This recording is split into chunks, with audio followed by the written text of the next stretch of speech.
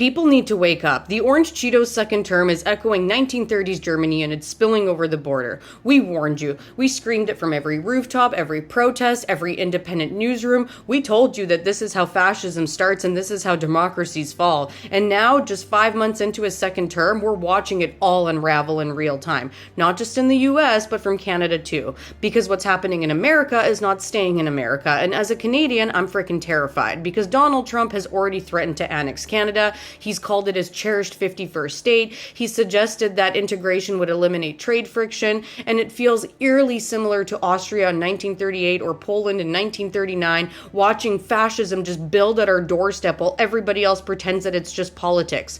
We have activists, journalists, indigenous leaders, and outspoken feminists here in Canada, people like me, who speak every day about Trump's abuses and the global rise of the extreme far right, and what happens when that makes us enemies of the regime to the south.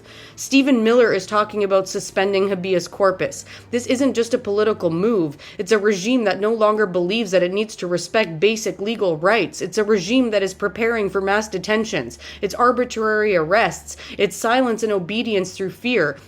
And this isn't alarmist. This is a historical fact. Schmittler suspended habeas corpus after the Reichstag fire, and now Trump is using immigration as his fire, labeling people as invaders to justify emergency powers.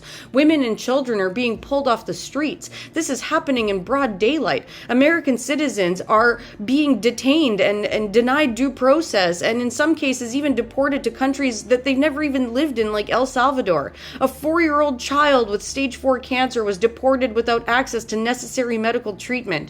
These actions have been widely condemned as violations of constitutional rights and human decency. There's secret detention centers, there's political retaliation, open corruption. Trump is expanding Guantanamo to detain tens of thousands without charges. We can't afford to look away. We can't afford to numb ourselves or wait for somebody else to fix this because nobody is coming.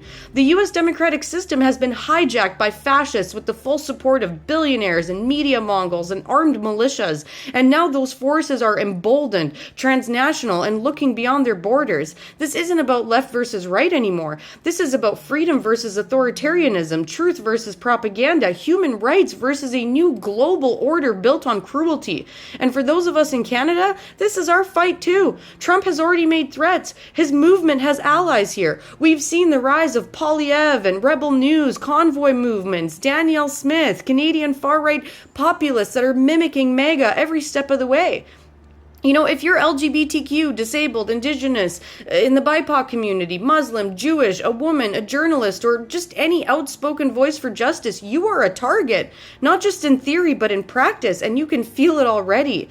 So don't let them gaslight you into thinking that you're overreacting, because you're not. You're awake. You're paying attention. And now we all have to act like it, because this is not a drill. This is not a phase. This is the fascist playbook unfolding in real time, and we are running out of time to stop it.